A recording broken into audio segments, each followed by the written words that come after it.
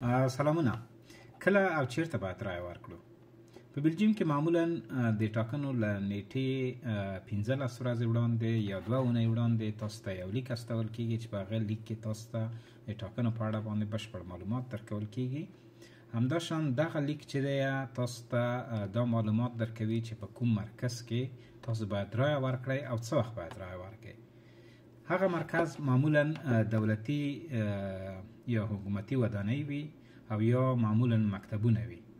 دغه ادرس تاسو ته لیکل شوی وي، نو د ټاکنې په ورځ باندې به تاسو همغه ادرس ته ورشئ. ول د ورتګ دپاره تاسو باید له خپل ځان سره ضرور آی ډي کارت ولرئ هم او همدغه بلنلیک چې تاسو ته استول شوی دی دا باید له ځان سره ولرئ. که چیرې یو کم وي یا بلنلیک د تاسو نه هیر شوی وي یا د تاسو آی ډي کارت هیر شوی وي، تاسو رایه هلته نه ثبتېږي، تاسو نشئ کولی چې هلته رایه ورکړئ. نو مجبور یې چې تاسو باید دواړه له ځان سره ولرئ.